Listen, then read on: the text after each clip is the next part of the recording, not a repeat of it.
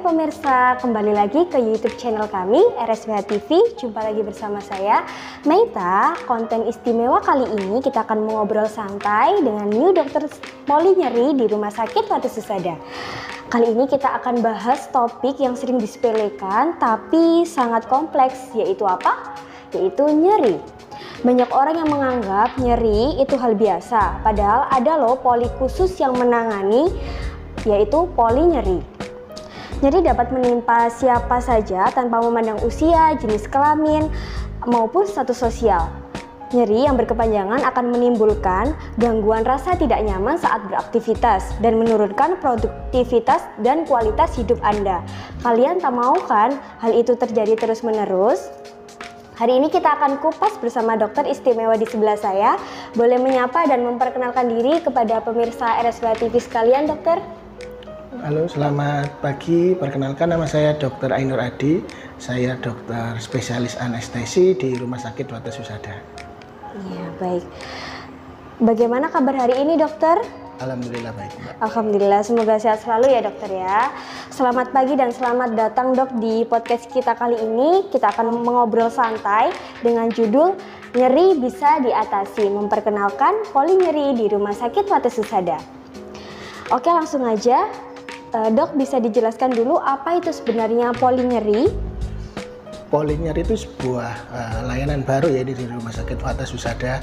Jadi poli nyeri sendiri ini suatu poli yang bisa jadi rujukan buat warga-warga atau yang pasien-pasien yang merasakan nyeri. Baik itu nyeri akut pasca operasi maupun nyeri kronis, nyeri yang dalam jangka waktu lebih dari 3 bulan, maupun nyeri pasca kemoterapi, cancer pain. Jadi segala jenis nyeri nanti bisa kita tangani di poli nyeri. Baik, apa saja sih jenis nyeri yang bisa ditangani di poli nyeri, dokter? Seperti saya jelaskan tadi, untuk apa aja yang bisa kita layani di poli nyeri. Yang pertama nyeri akut. Nyeri akut itu seperti kalau misalkan kita habis operasi. Nyeri akut itu di bawah waktu 3 bulan. Jadi mungkin setelah kita lakukan operasi SC misalnya, seminggu 2 minggu setelahnya mungkin pasien merasa nyeri, mungkin bisa kontrol ke poli nyeri. Atau pasien dengan kondisi terminal seperti cancer pain, itu kan pasien dengan kemoterapi juga itu kan pasti merasakan nyeri, itu juga bisa kita obati. Terus kemudian injury mungkin akibat olahraga. Jadi setelah mungkin main futsal ataupun main tenis atau apa, terkilir atau apa, ini bisa datang ke poli nyeri untuk kita lakukan pemeriksaan.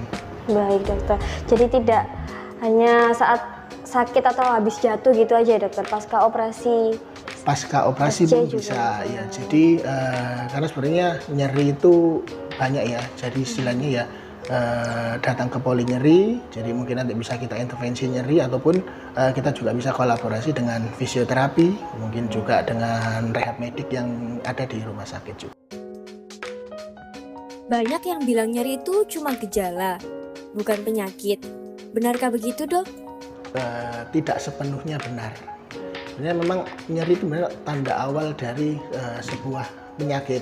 Namun kalau misalkan nyeri itu tidak kita tangani dengan baik, sudah pasti nyeri itu akan berpengaruh terhadap kualitas hidup seorang pasien. Katakanlah pasien mengeluhkan nyeri di lututnya, terus tidak diobati, dibiarkan, lama-lama pasti akan berpengaruh terhadap kualitas hidupnya. Jadi akan mengganggu kesehariannya, mulai berjalan, aktivitasnya juga akan menurun. Sehingga kalau misalkan nyeri itu dibiarkan dengan jangka waktu yang lama, apabila lebih dari 3 bulan, sudah akan masuk nyeri kronis. Nyeri kronis sendiri ini yang bukan sebuah gejala lagi. Ya, harus segera kita tuntaskan agar tidak makin memberat ke depannya. Baik, dokter. Biasanya metode apa saja yang digunakan di poli nyeri itu, Dok? Apakah selalu dengan obat? Tidak selalu. Kalau misalkan metode tergantung dari keluhan pasien yang ada. Kalau pasien, contoh datang pasien dengan cancer pain, kalau pasien dengan cancer pain sudah pasti kita akan obati dengan obat-obatan multimodal analgesi. Jadi dari jaras nyerinya, mulai dari transmisi sampai dengan persepsinya kita blok, juga kita minimalkan nyerinya sehingga pasien dengan kondisi terminal kualitas hidupnya itu akan lebih baik, jadi mengurangi nyerinya. Tapi kalau dengan pasien-pasien seperti sport injury belum tentu juga kan kita berikan obat. Mungkin kita akan berikan obat pereda rasa sakit, cuma setelahnya mungkin kita bisa tangani dengan fisioterapi.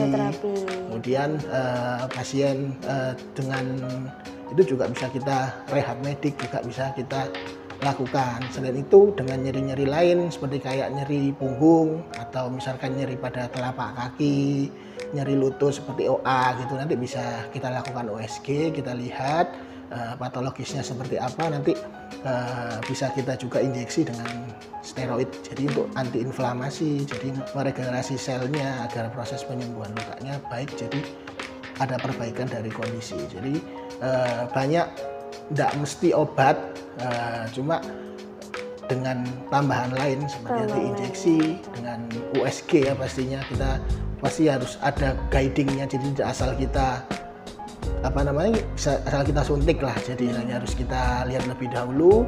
Selain itu juga kondisinya seperti apa gitu ya, selain itu juga nanti ada tambahan lain seperti fisioterapi, rehab seperti itu nanti. Iya, nyambung dari pertanyaan sebelumnya dokter, seberapa penting sih peran terapi non obat seperti fisioterapi dalam manajemen nyeri itu?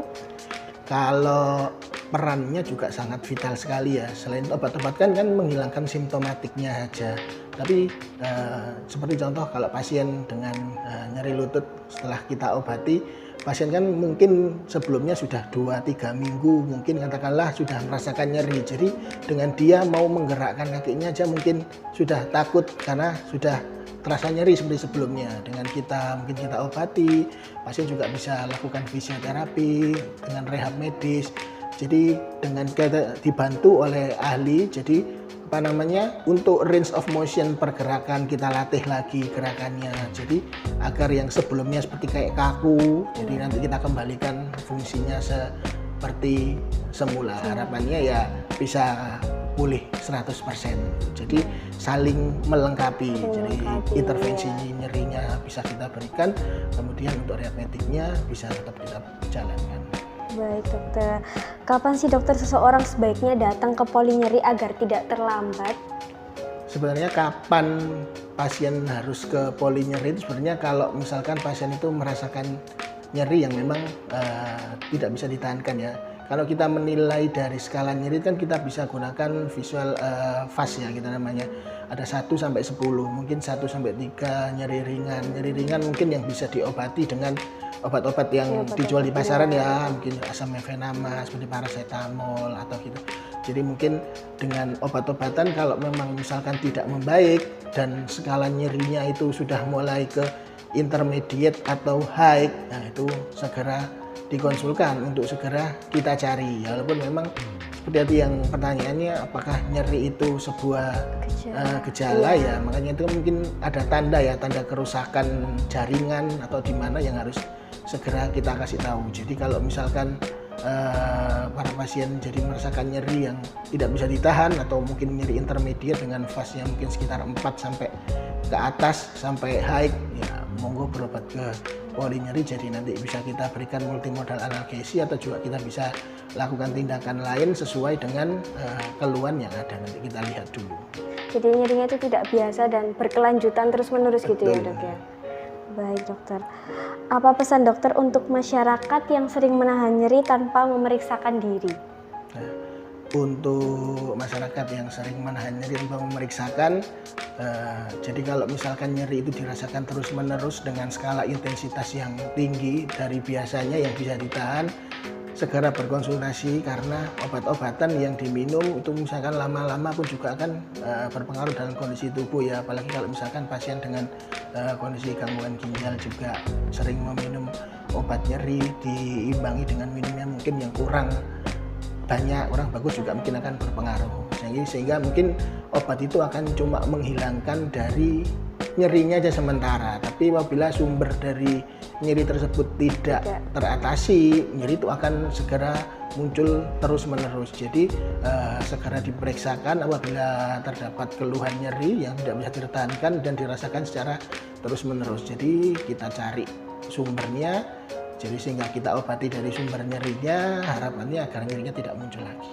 Iya, berarti tidak disarankan juga ya dok ya, misalnya nyeri terus-menerus tapi diobati dengan obat yang ada di betul. Jadi itu. mungkin 1-2 hari kalau memang merasakan nyerinya itu tidak ada perbaikan, ya mungkin segera dikonsultasikan saja ke ahlinya. Jadi memang biar kita bisa mengetahui, ya biar nggak terlambat kita mengetahui apa penyebab dari nyeri tersebut. Mungkin pertanyaan terakhir dok, nyeri itu bisa berpengaruh juga dok terhadap penyakit lainnya gitu? Nyeri berpengaruh pada penyakit lainnya bisa sekali, karena nyeri itu kan salah satunya dari persepsinya kita juga ya. Jadi kalau memang kan tidak sama, nyeri menurut saya tidak sama nyeri menurut Mbak ya, intensitas nyerinya, walaupun mungkin sama-sama kita mengalami kerusakan jaringan. Sebagai contoh, mungkin kita sama-sama terbentur kaki kita di meja, mungkin saya nggak merasakan nyeri, Mbak bisa merasakan nyeri. Balik lagi itu pengalaman sensori dan emosional seseorang. Jadi kalau memang pasien merasakan nyeri, ditambah lagi pasien itu sedang mengalami penyakit lain, itu pasti juga akan sangat berpengaruh ya. Yang contoh paling sering di sini adalah mungkin gampangnya pasien dengan SC ya, mungkin pasien SC dengan pasien setelah melakukan operasi nyeri, kalau memang tidak disampaikan nyerinya nggak ketahan pun juga pasti balik lagi mood juga tidak baik, proses penyembuhan lukanya juga nggak akan baik, mobilisasinya juga dia tidak akan baik. Jadi istilahnya berantai lah efeknya jadinya. Baik dokter, terima kasih banyak dokter Adi atas ilmunya hari ini. Tidak terasa, semoga obrolan ini membantu kita semua lebih peka terhadap nyeri. Karena nyeri bukan untuk ditahan tapi ditangani. Polinyeri merupakan fasilitas kesehatan yang menawarkan pengobatan dan perawatan bagi pasien dengan berbagai jenis nyeri. Fokus utama polinyeri Rumah Sakit Watu Susada adalah mengurangi nyeri pasien dan membantu mereka meningkatkan kualitas hidup. Nah, bagi pemirsa RSWA TV yang memiliki keluhan nyeri dan ingin langsung berkonsultasi dengan atau ke polinyeri, bisa ditemui setiap hari apa dokter? Mungkin bisa hari Jumat, Sabtu, nanti mungkin bisa ditanyakan aja, nanti jamnya nanti bisa menyesuaikan nanti. Gitu. Baik dokter, terima kasih. Jangan lupa tinggalkan like, subscribe bagi kalian yang belum subscribe. Kalian ingin tahu hal apa saja sih dari Rumah Sakit Watu Susada? Silahkan komen di YouTube kali ini ya. Silahkan share sebanyak-banyaknya jika video ini memang bermanfaat. Sampai jumpa di video berikutnya. Salam sehat Watu Susada.